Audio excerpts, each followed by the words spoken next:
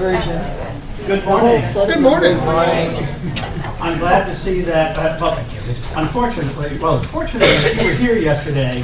You got the provost welcome. Second day, all you get is the associate provost. So, I'm sorry about that, but I'm glad to see. I'm actually glad to see so many returnees this morning. I know we have a few additional, online who couldn't make it back today, but I certainly hope that. And talking to many who attended yesterday and are back this morning, it sounds like it's been worth your while. And certainly interesting enough to come back for the second day, and I really appreciate that and hope that you're finding it interesting, and the prospect of delivering programs in this new way might be a little make people feel a little bit anxious and so on, but I hope it's exciting also to be thinking about the possibilities. I know I find this has been probably the busiest December and January for me. I know you were feeling the same thing, not because of William Patterson, but while I get up in the morning and I say another 12-hour day ahead of me, it's also exciting to be doing something that's projects that hopefully will be of a good positive impact for students that we may not actually be reaching right now. And I think that's something that makes this venture really worthwhile. So again, thank you for spending the time, and I know it'll be another very interesting day with lots of either new information or maybe reinforcement of material that you may know about already, but may be able to think about in a different way. So thank you for coming in for another day. Thank you. And thank you all for your wonderful work in presenting. They were here till 8:30 last night. There were some of you who were here most of you were here in the daytime. They had a whole nother group, education group, come in 4:30 to 8:30. So go easy on them. They're going off of 12 hours of presenting straight. Thank you. Thank you. So we're going to start out this morning by talking a little bit about authentic assessment. Then we're going to move into Kashif's, we're going to talk about facilitation and social presence. And then after break, we're going to talk a little bit about video recording and that kind of thing. And then you're going to hear from Joe about the next steps, processes, what's going to occur, and then we'll finish off the day with some open educational resources. And we're going to do like all of our students ask us, we're going to let you out early. So that's what we're also working towards today. All right. Any questions, concerns, complaints, beeps, or rude remarks before we begin? All right, we'll get started then. So, with the sun out a little bit more than it was yesterday, hopefully you can see the screen. But we're going to talk a little bit about authentic assessment. And I did, in fact, remember to share it with our online folks. There we go. So we're going to talk a little bit about definitions and benefits. We're going to look at development and a couple of examples, and then a little bit on some feedback. So what's the purpose of assessment? Not a trick question, guys. Yep, to evaluate their progress. Learning. Yeah, to measure their learning. Close the loop. Pardon? To close the loop. Close the loop, yep. Prove to creditors that we have achieved what we think we have achieved, right? But there's a couple of other ways, right? The actual assessment itself, the tool itself, can be used for learning purposes, as it was mentioned. You can actually learn from doing the assignment itself. There's also many different types. We have our formative and our summative. So, of course, our formative is more of the in-between bits where we can help adjust students' understanding. And then our summative is, again, a lot more about our end of the week, maybe end of the course, and a more final evaluation to see whether or not students have obtained and retained what we want them to. So there are all kinds of methods of different types of assignments. So yesterday when I was talking about the time on task, there was a document that I shared with you guys on all the different types of tasks and assessments. I'm sure there's probably not even a comprehensive list, but there are 6 pages of them. There's a lot of different things that you can do in your classroom. A lot of students, a lot of faculty will, again, teach the way they were taught and assess the way they were assessed as well. So we tend to get into a very consistent kind of paper, PowerPoint quiz is what we usually see a lot of the time. And if that's the best way to evaluate that, then you absolutely keep doing it that way.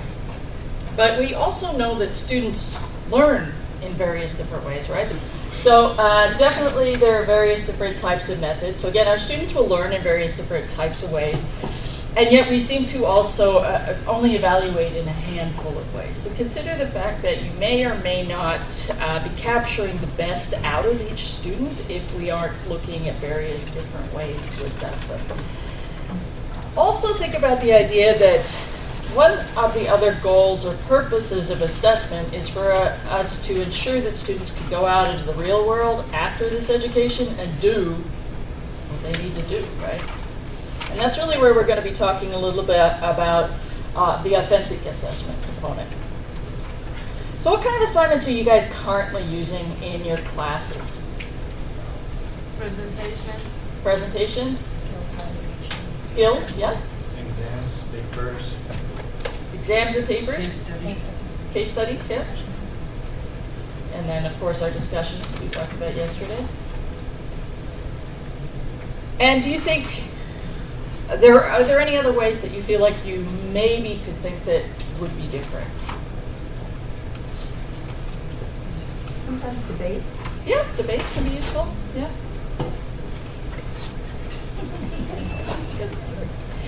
I've used a lot of different types of things, and it really depends on the purpose of what you're trying to achieve. So again, just like anything else, you want to start out with your goal.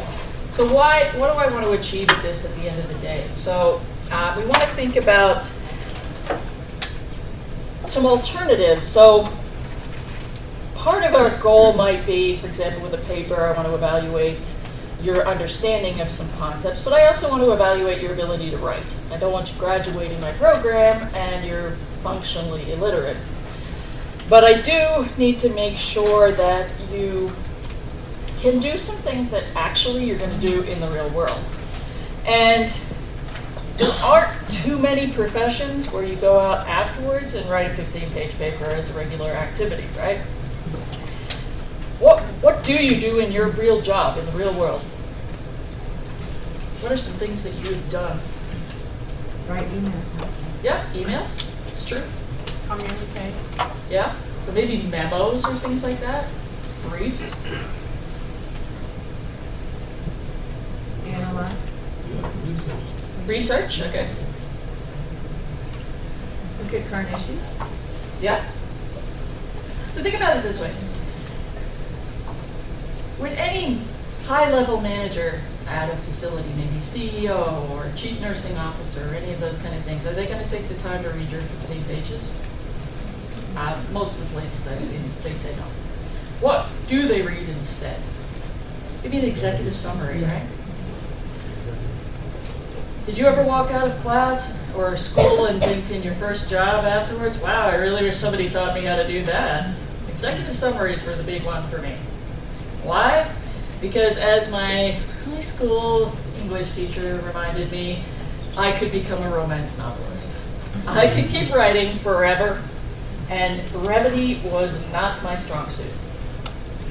But that was an exceptionally important skill to have learned, and I had to learn it the hard way once I was out there. Which is harder, writing a long paper or a short paper? Short paper. Why? Depends how long. Because you have to be concise, right? And was it Mark Twain had said, I'm sorry I'm writing you a long letter, I don't have time to write you a short one. And it's true, right? If you've ever had a student throw everything in the kitchen sink into a paper, and they hope you figure out that they know what they're talking about, the truth is, why? They actually really don't know what they're talking about. They're sort of wildly guessing and pulling everything they possibly can in. So the actual act of learning how to be brief, to be concise, and that kind of thing is a skill that we are best to teach our students before they graduate. So I've worked with some groups who were afraid. They're saying, well, I don't want to lose quality and that kind of thing in my program. And I said, but are you losing quality by having them do an executive summary rather than a 15-page paper? They said, well, actually, no. And in fact, that's preparing them for life outside of this program, and it's making sure that they learn the skill of brevity, which, like me, some of our students should become romance novelists, given how much they write. But we do need to make sure that we have, because at the end of the day, I have to make a decision, right? I can't just tell you everything and hope you figure it out as the manager. I need to be able to make that decision and hone it in. So think about what you are going to be doing, or what your students are going to be doing in the real world afterwards. Are they going to be creating flyers, maybe do a TV, piece, interviewing people, writing up a grant, that kind of thing. These are things that students might actually be doing for real afterwards. They still test their ability to write, to present, to do those kind of things. But then they're also learning as part of that activity as well, this new skill that then they can take with them moving forward. I'd rather you do a budget than write about how to do a budget. There's a lot more benefit in the doing of the actual thing than just talking about how you would. So that's really what we come down to in terms of our authentic assessments. They're supposed to mirror real life experiences and situations. They're supposed to be cognitively complex. It's not easy to write this executive summary and think about your audience and all of these other pieces. We want them to be performance-based, so there should be something to come out of this. And then we want the delivery method to be important. So let me ask again, what are some things that you guys, deliverables, that you want your students to be able to do once they're out there in your profession? Make a presentation. Yep, presentation, and probably even present, right? And that's something that gets lost a bit in on online. Sometimes people will just have the students create a PowerPoint, but the reality is that at these levels and in these kind of programs, we want you to actually record yourself presenting, because part of how people are going to judge you is your ability to present. I want you to practice that. What else? Be diligent in gathering data. Yeah. So you want all of these things to be, research-based and that kind of thing. Understand the difference between fact and opinion. Yes, absolutely. And make sense of information. Mhm. So then they've got to synthesize stuff as well, right? But then have it in a very deliverable form that's going to marry something in real life. So again, if I'm going to write grants in my new world, have them write a grant. That's going to practice doing that. That's going to also require that they make sense of some of that information. They pull in the research. They avoid doing just opinion. They've got to support what they're doing. Again, same thing, executive summary. So the actual method of the assessment can be a learning experience itself.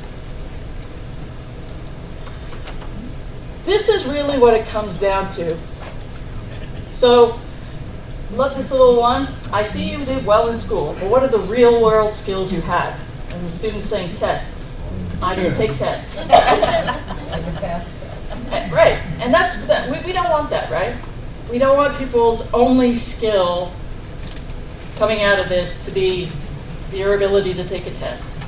Don't get me wrong, especially if you have a test afterwards that is required in order for you to achieve something like you've got to sit for your accounting certification or nursing certification. They have to be capable of taking a test, so don't get me wrong.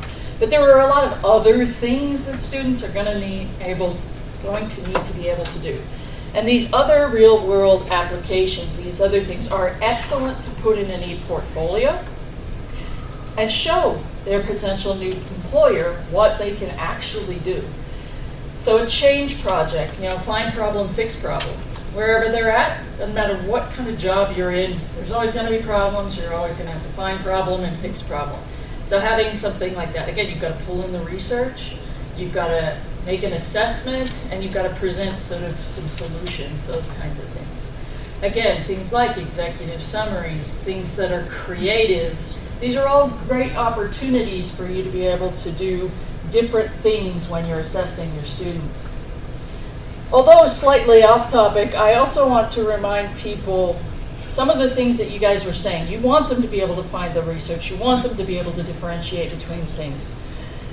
However, what is the most common thing we provide students when it comes to information? Where do they usually get their information from? Primary source in your classroom. Books.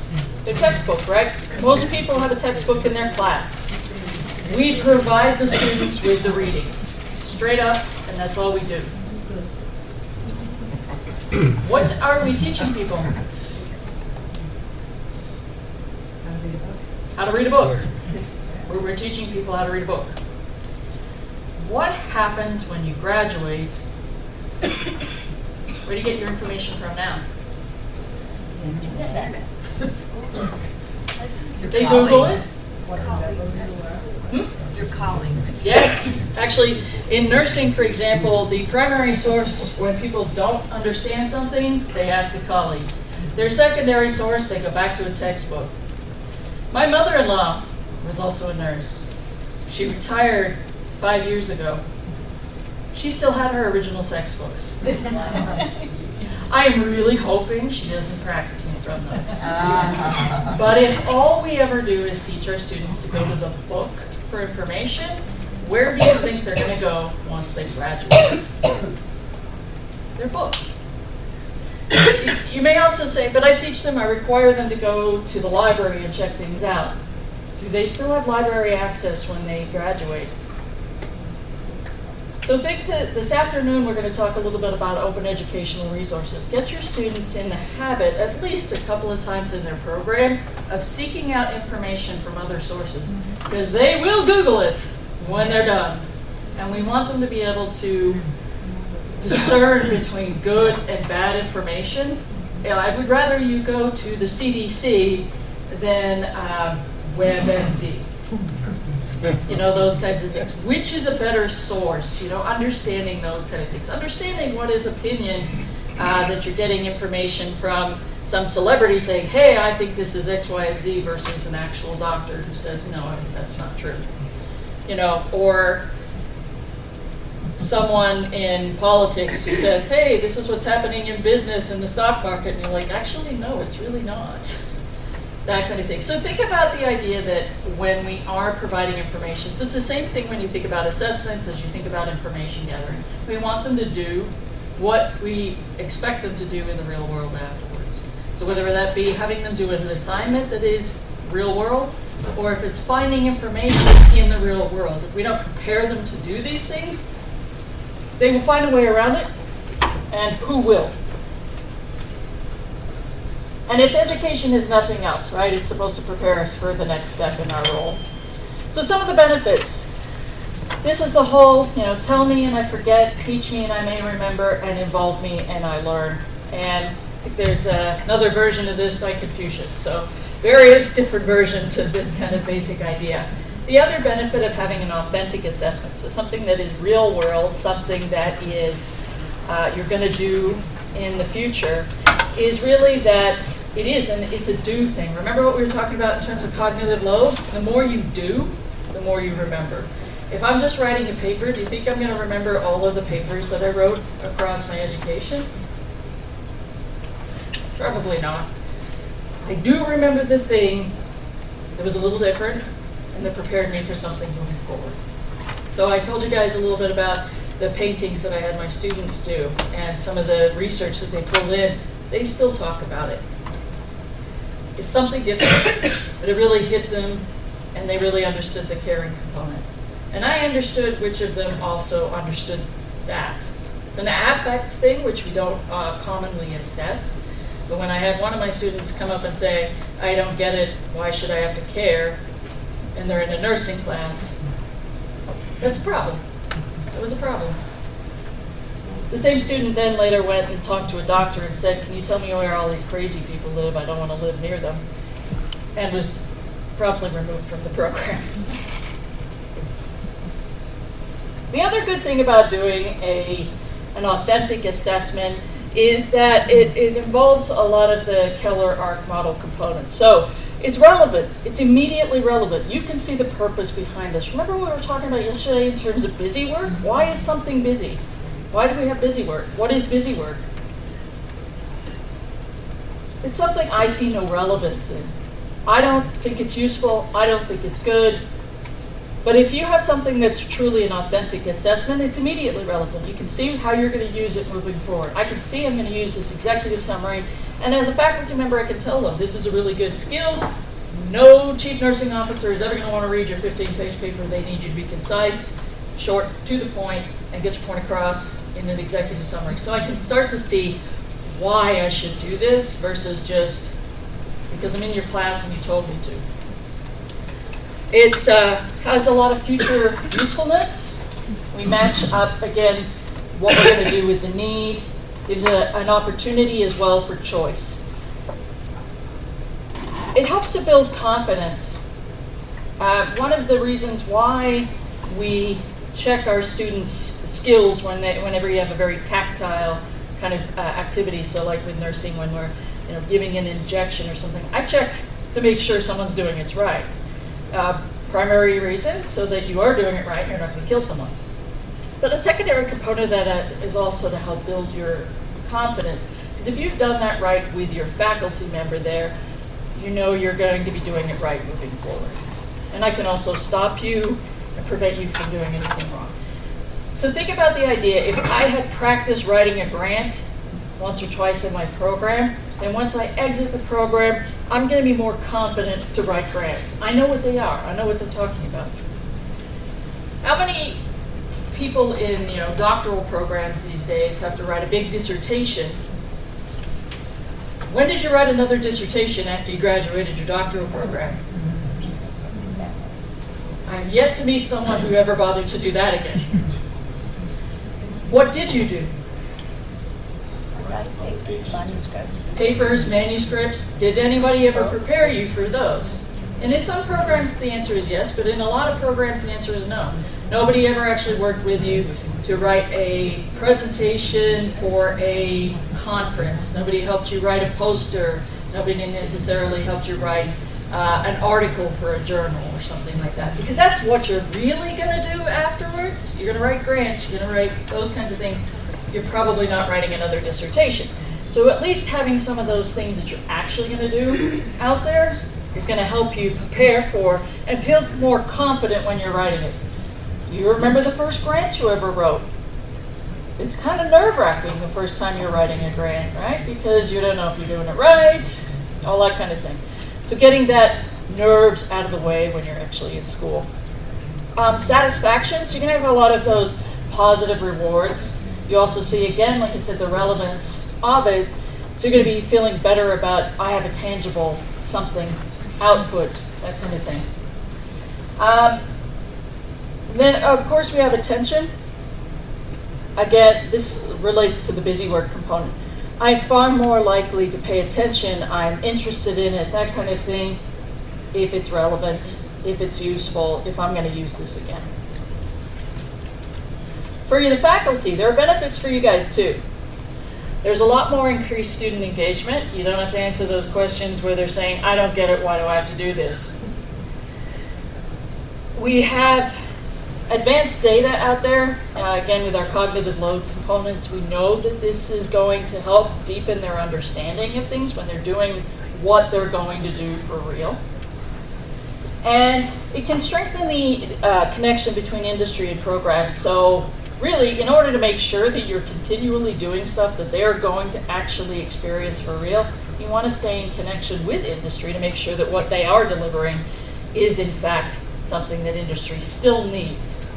So I remember being in school, and one of our faculty members said, well, when I was practicing, back when there were glass IV bottles, and I'm like, I'm not sure that anything you say after this is still relevant because it's been a while, right? So you want to make sure that you're still staying in connection with industry and saying, okay, this is what you need, as opposed to something that is long since changed in terms of process or something like that. We tend to hold on to those non-negotiable components. You must do this. But industry's changed. Industry changes, rapidly. If industry has changed and this "you must do this" thing hasn't changed, we may not be preparing them for the industry that is coming. We are preparing for the industry that was. So I was in the Canadian military. I was in the infantry. Here's an example how we were preparing for the wrong thing. One of the big things that I had to do, and I've had to do it across various bases in Canada, was build a trench. Do you know the last time we actually really did trench warfare? World War I. Kind of doesn't work anymore when you think about it. Why were we practicing building trenches? But that's what we were doing. Now, you send me somewhere off elsewhere, I can build you a great moat. You ever need a moat? But that's just not being useful. It's not. So why prepare for that? But all of these activities, I can tell you, Meaford is solid bedrock, so we ended up with the pickaxe trying to get through that. Petawawa is all sand. The things kept collapsing in on us until we got them revetted with steel. And then Gagetown, when I did my officer training, I think the water table was above the land because you would build a trench on the top of a hill and the thing would fill up with water. So I'm not sure what happened there. Why am I building trenches? It's not World War I anymore. We've kind of got different scenarios. Pardon? But it's busy work. It's busy work, but it's not relevant. Again, other than having the ability to make a great moat, not useful. So we really need people to be doing what they're going to do in the real world, not build a trench.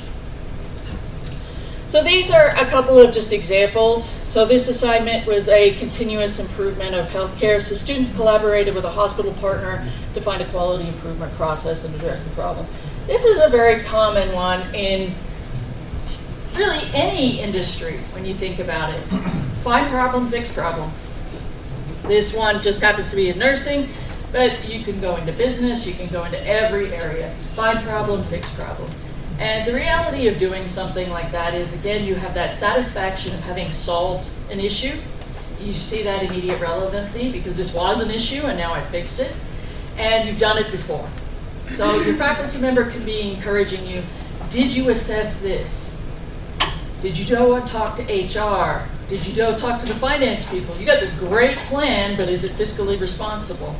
Whenever I do these kind of quality improvement process things, the first thing I have students do is actually write a letter. And they have to write a letter to their manager asking to be able to work on this project. Because guess what? I can't run off, doing things, changing things that I want to do just because I want to do them. We don't know whether or not there's money out there. We don't know whether or not there's already an existing project out there to fix them. So the reality is I should be asking permission. And then I also have them, as part of that, say, the kind of thing, why this is a problem, and I want them to put in some research. So I'm getting them to practice the research. I'm getting them to find a problem, getting them to communicate and do some communication. So they got to write a good professional letter. Which would you prefer? If I had you do a 3-page paper or something like that, or something you're going to do in the future. Mm-hmm. You can see the immediate relevancy of it. You have to find out whether you can do this or not. But your research is in there, and that's also a really good practice to get people in the habit of doing. It's not just because I want to change this. It annoys me, so therefore, but there's actually a legit research-based reason for it. So again, a lot of different ways we can do things. Here is another one. So students develop a concise and persuasive 1 to 2 page memorandum to staff and colleagues and supervisors based on an evidence-based appraisal in a previous assignment.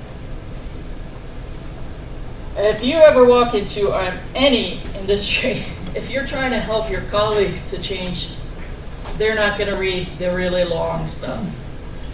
They're usually going to want it concise and summarized. sorry for the interruption. Look at Maria. You can learn assignments if you want. But this is sort of an example of trying to help your colleagues change practice. And most people, if they're not already out there looking for the evidence themselves, are a little slower to change probably if you're looking at change theory. So by having it short, concise, summarized, that kind of thing, I've had students also do little posters that they could put around, you know, the hospital or their workplace so people could go around and take a look at them. Something where I can now affect others. And again, what kind of satisfaction does that give me? I'm starting to see people make changes in their experience. Okay, in terms of development, you got this lovely image, because if you like it, make an image out of it. People remember pictures more than they remember straight up words. This one is adapted from a couple of these articles. This is also the advantage of having a graphic designer on your team, because I did this little doodle and he made it look pretty. But there are 8 elements to what makes a quality assignment, and the articles are a really good read. One thing is we want things to be reproducible or consistent. What does this mean to you?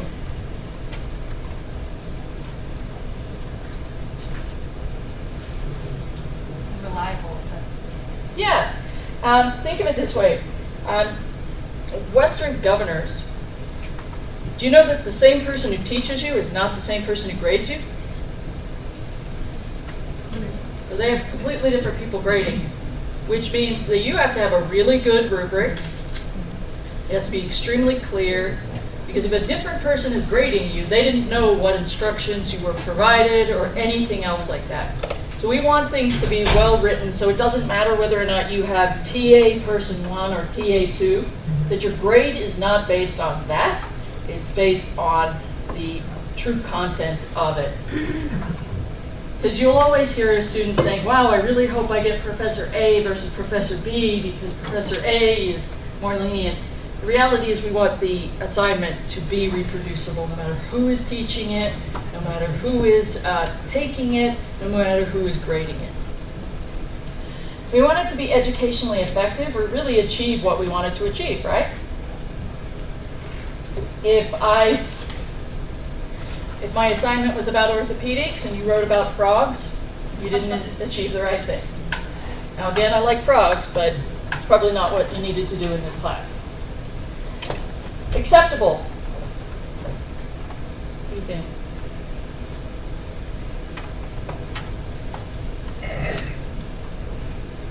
Does it make sense? Is it logical?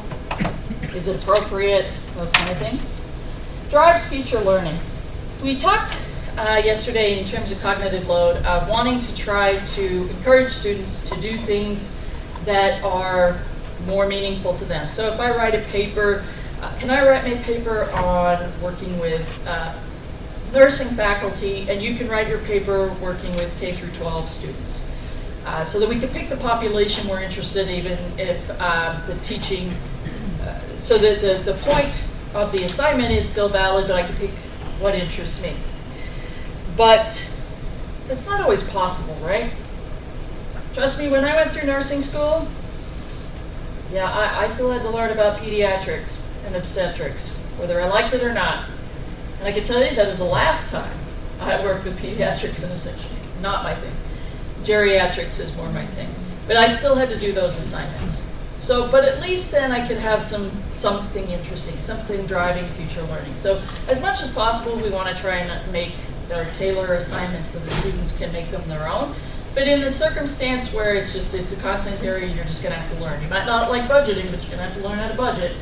At least we can make it still interesting in that category. I had a stats course, and I think this was an example. They were trying to make stats a little more interesting. And so they said, you're each going to make a study. And they wanted us to make sort of a goofy type study. So this doesn't have to be a study you were actually going to do. And so the example that they gave us was you're going to test the 2 old wives' tales. So toast always falls butter side down, and cats always land on their feet. So they're going to strap toast, butter side up, to the back of cats and toss them out one way. See which one holds true. It was just funny. it sort of actually made people more interested in kind of going, oh, okay, that's kind of quirky. They also had another example of testing different versions of paper airplanes.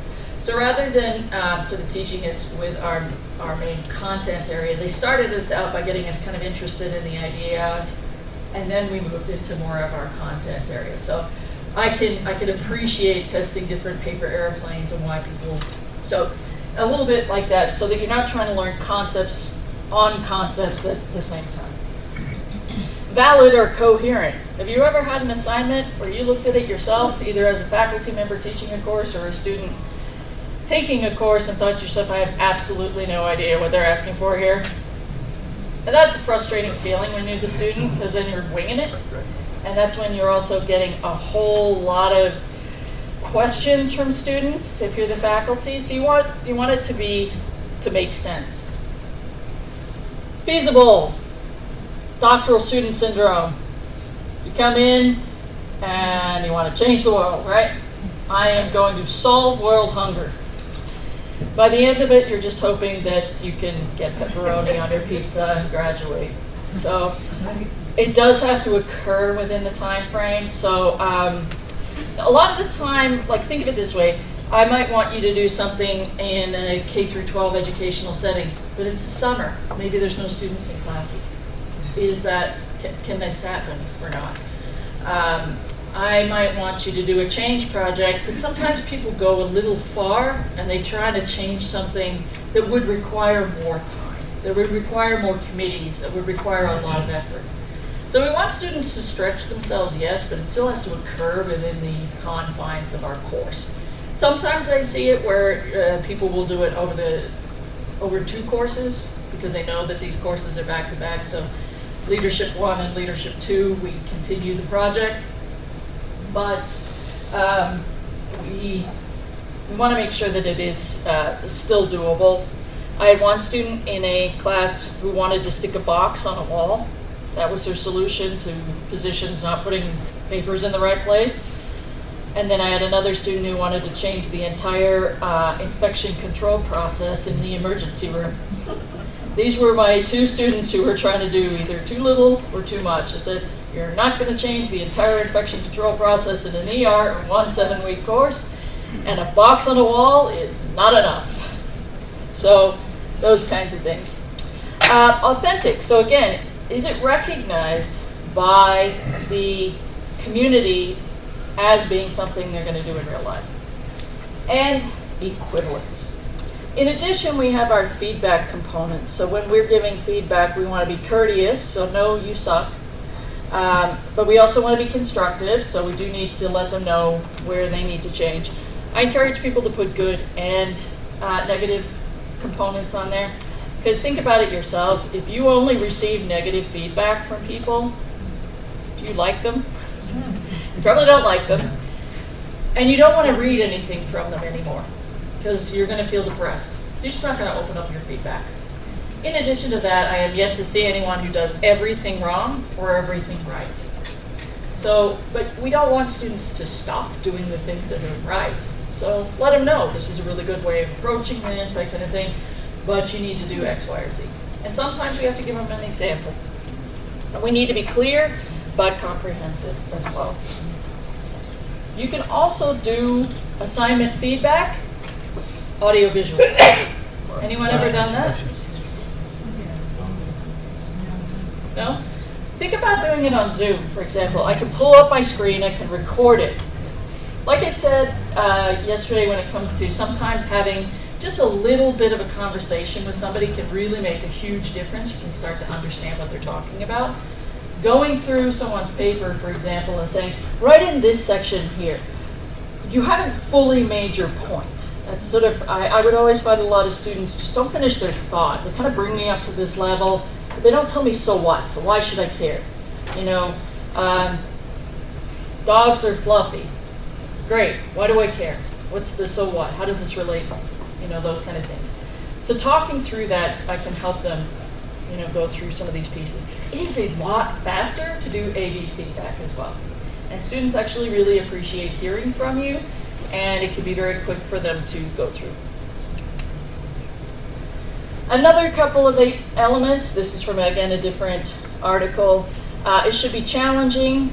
Again, when we're talking authentic, it should result in a performance or a product. The resulting product or performance should be recognized by the industry as authentic. So again, when I ask you, will you ever do a 15-page paper once you graduate again? If the answer is yes, great, do them. If the answer is no, maybe we need to adjust it. Now, I'm not suggesting, again, that you get rid of all of these writing things, but maybe the paper itself doesn't need to occur. Maybe it needs to be, again, a grant, a letter, something else, an executive summary. We want to ensure knowledge transfer. We want to engage with students' metacognitive processes, so thinking about thinking. And use assessment tools pertinent to the real world. So if I'm doing a quality assurance piece, or I have a student do a proposal, well, I'll run them through like a fake IRB or something like that. You know, if that's the kind of thing they're going to do in the future. Every industry these days has some kind of, again, quality assurance or accreditation standards. Pull those out. Start assessing people based on those. Do what you're really going to do in the real world. Include feedback and discussion. So this is where the next week you can also be discussing a little bit about last week's assignment and how it relates to this week as well. And then integrate collaboration wherever possible, because every single profession out there that I'm aware of usually works with other people. So we need to do some kind of collaboration in there, at least sometimes. Students really don't like team assignments, most of them. Why? The 80-20 rule. Say again? The 80-20 rule. Yep. 80% of the group doesn't do the work, only 20% Only does. 20% does, yeah. And you'll notice most people always think that they're the 20%. Yep. You were saying over Yeah, there? that's the same. Same thing? Yep. Everyone always feels like they're being hard done by. Do you guys use team charters here? Do you know what a team charter is? Yes. Okay. So some people who've probably worked in online before have done some of this. A team charter is basically the rules of the team. So I usually get my students to fill out, okay, these are my contact information. This is how I prefer to be contacted. So if I prefer you to call me, if I prefer you to email me, these are the times I'm available. So, you know, don't call me after 7 o'clock on a Sunday or before 2 or something like that. Then they need to go through, you know, kind of a who will do what if they are designating a leader who will pull things together, any of those kind of things. And then they need to also make the decision of what they're going to do if somebody doesn't pull their weight. I want them to solve their own problems. Because at the end of the day, if I'm always fixing it, they're actually really not learning good conflict management themselves. And they're not learning really to work in a group. Because have you loved working in every single group you've ever worked in? Yet to see anyone who has. But you had to, right? And you couldn't run to your boss every time going, but he's not doing what I want him to do. Make him do it. You didn't do that. But they do it with us. So what we're saying here is, no. I want you to solve your own problems. I want you to all agree on how you're going to solve this. So then at the end of the day, inevitably, again, you get the 80-20. Somebody's not doing their work. So they'll come to me and say, well, so-and-so's not pulling their load. They're not doing what they need to. And I'll say to them, so what did you guys decide? And they said, well, we decided if you weren't doing what you were supposed to do, we were going to take your name off the assignment and you weren't going to get any grades. So what have you done? Oh, okay.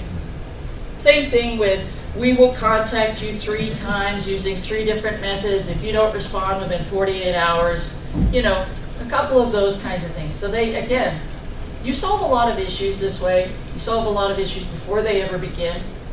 Public health nurse at heart, I'd rather prevent it than fix it afterwards. So we're preventing a lot of issues from occurring in the first place.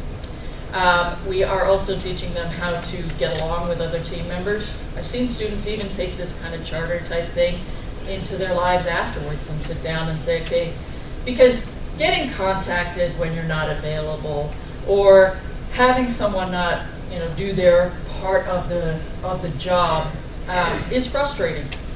We avoid that. Oh, I'm only available between 2 and 6. Great, I'm not going to call you outside of those hours. Because if you've ever received a phone call at 2 in the morning from somebody asking about something that's largely not a big issue, it's very frustrating very quickly. So you've set your boundaries as a team. Teams tend to work a little bit better with each other because they've had to talk about this beforehand. And that's part of the charter. How are we going to work together? We're going to meet every Friday at 3 to talk about this. So any questions, concerns about authentic assessment? We have whole other pieces we can go through if you ever have future interest in sort of teamwork and how to do some of the pieces. Yes? I actually had a question. It's not maybe directly to your presentation, but maybe it's also an internal question. I realized that you keep mentioning some additional resources such as Zoom, and when in the class yesterday, you also had some suggestions with regard to other external tools. Do you guys have any suggestion for us that our technology team, what are the things that we should have so that we can run the online classes better? So for instance, we have Blackboard now, we have the feature of Collaborate, but Zoom seems to be the more, kind of user-friendly application, and there are other application and tools that you might suggest that I think our technology team would like to know what are those tools that they can provide us with so that we can have these online courses more effectively. So Yep.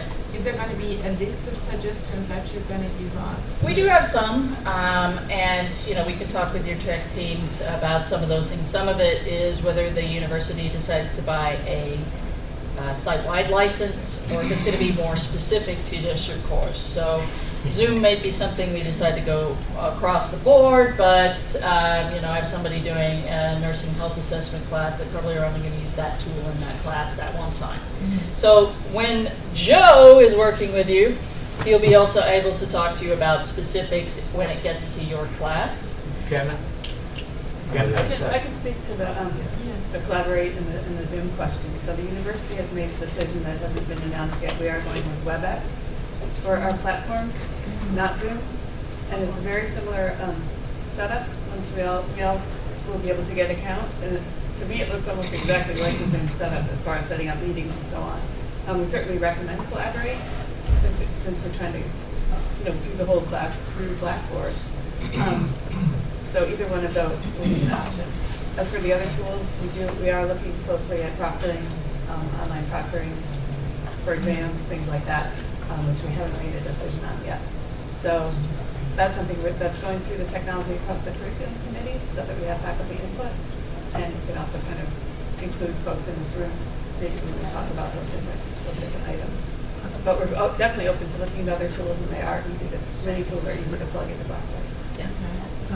Okay, this is a technology question too, but if we're trying to create some kind of team project in our shell, in our Blackboard shell, where like 4 kids or students are working together, what do I do? I don't know what to do. So that students can set up Collaborate. Yeah, you could set it up so that Collaborate is available for them as part of groups. You could set up scheduled rooms within Collaborate that you've designated available only for specific students. You can make them all presenters. You can make them all moderators. You can do whatever you want. So, I have no idea how to do any of that. Yeah, that'll come down to when you're more building the class, and then we can connect you with the right people to help you actually build those out. 'Cause it'd probably be quasi-meaningless if I went through it for you right now. But yeah, you will have help if you need it. And it can be part of that shell. Yeah. Yes. Yes. Another comment I would just make quickly is that students seem to find a way. They'll get on Google Hangout or something. They'll find their own way to do it. Or we can provide it, or both. It's really. And is WhatsApp something we can encourage them to do? They'll probably do that On their own. On their own. That's not something that we can plug into Blackboard. Yeah, there's other tech tools that are going to be more specific to your program, your class as well. Those will come up a little bit more when we talk about open educational resources. We'll also, when you're working with Joe, if you know what you want to achieve, we can often help with the how. So, and I really do encourage people to really deeply think about the what, because I prefer doing the bottom-up approach to applying technology. You know what you want to do, we can apply the appropriate technology, as opposed to, I love this technology, we're going to make it fit one way or another. So we have a lot of things, and it doesn't always have to be a tech solution. There can be resources other than tech solutions. So I would love to drive around with each one of my students and show them a little bit about a community, saying, see, this is going to be here, and see, this is going to be there. Instead, I'll use Google Earth and go, look at this neighborhood, tell me what you see. And then look at this neighborhood, tell me what you see. So I can see the same thing as them. Free. And I can still see it, and we're not driving around a neighborhood where they could get shot. So it's win-win. So there's a lot of those kinds of opportunities as well. Sometimes it's also repurposing something else in a different way. Carrie, I do have another question, which Sure. is actually really in line with what you presented. You gave us an example of a project for Yeah. the nursing students. At the project business, we do a lot of those kind of projects. My Yeah. colleagues run a lot of project-based Change courses. projects. When we have 15 weeks, the students really have the time to go and find a company, talk to executives, collect the data. One thing that was coming to my mind was that what are the consequences when we move from a 15-week platform to 7-week, and what are the suggestions that you might have that the students can still go out there, find the right companies, collect the data, because it is a bit different from when you have almost double as much as time to do those kind of project-based assignments. Yes. In one sense, you have double the time, but in another sense, you don't, because it is still 135 hours for a 3-credit class. So theoretically, the amount of time shouldn't have changed. But I do understand when you're saying the length of the duration, just in terms of setting up meetings. It just becomes extremely important that you have very clear deliverables each week. So it's not within the next 3 weeks, get an interview with the HR person. It's next week, get an interview with the HR person. So you have to be a little bit more aggressive with some of the pieces. I also will have it set up in a couple of classes beforehand that they can start looking for, a site and start talking to people, that kind of thing. So we don't leave it till that actual class to do that either. So there's that thought. Sometimes people will split the project over 2 classes, so that's another option. And then there may be just the reality of the scenario where you can only bring this project up to a certain point. So it's not uncommon for a lot of the programs I work with that they may not be able to get the actual deliverable through. They'll bring it up to proposal level and say how they would evaluate it, and then submit that. Part of that started actually even with 15-week classes because of the complexity of our systems today. You got to go through 14 committees before you can get curriculum changed. It's the same thing with anything else.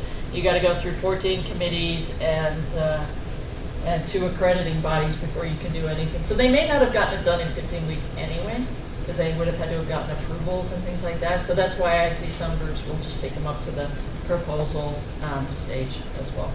So there's a couple of ways you can kind of adjust it. Yeah. The second point that you made, you said you give them some tips about how to begin the project prior to the beginning of the course. Mm-hmm.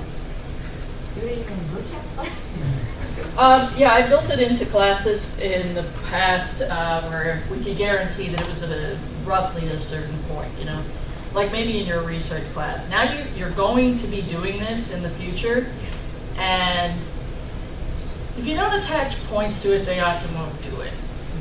But for example, for my F&P programs or my other nurse practitioner programs, they got to find a preceptor and they got to find a site. You are not graduating a nurse practitioner program if you haven't gone out and actually done this with real people in multiple classes. But as you can imagine, finding preceptors and sites is not the easiest thing in the world to do. So we'll actually build it into multiple classes prior to, or we'll have a 1 or 2 point assignment where they actually have to go out, find 3 preceptors, get their name, their number, their bio, all of this other kind of stuff, and then go interview and talk to them. So even though it's in the research class, it is absolutely necessary for us to start that process far earlier. So it's just working with the other faculty member to build this small thing in there to make sure that they get done at the end of the day. Because again, both of the faculty are working towards the same end goal of graduating an awesome student. And if that means we start just a tad earlier getting the site and all of these kind of things going, then usually most people are okay sacrificing even up to 5 points of their final grade to helping them prepare for something that we know is very valuable at the end of their program. Yes? I have a similar kind of question. In my face-to-face classes, I always make students do a journal of current events. I don't know if anyone else has this issue. Like 3 to 5 events a week that affect the economy or whatever. I just kind of assumed in a 7-week course I just have to throw it out. I don't know, but 7 weeks is not really enough time for them to, it takes a few weeks for them to even realize what are events that matter or not matter. I don't know if you have solutions for that. Again, you could have them starting to do it early, build it into discussions so that you can help them to understand these are the things you're looking for. Even asking a discussion question of what things would you look for? How would you figure out if something is going to be affecting the economy? Even if I don't get to that topic until like week 4. It doesn't even have to be about a specific topic. If we're just even talking about how this is going to affect the economy, I want you to throw out a couple of ideas of how this is going to affect the economy.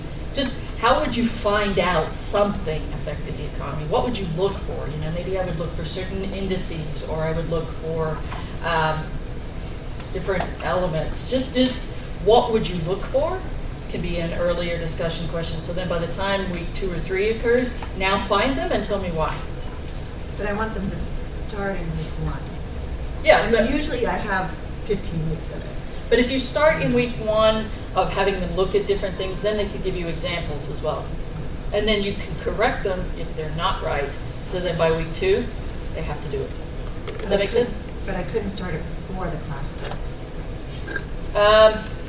If you're talking about outside of class, no, because people are not wired to do anything outside of class.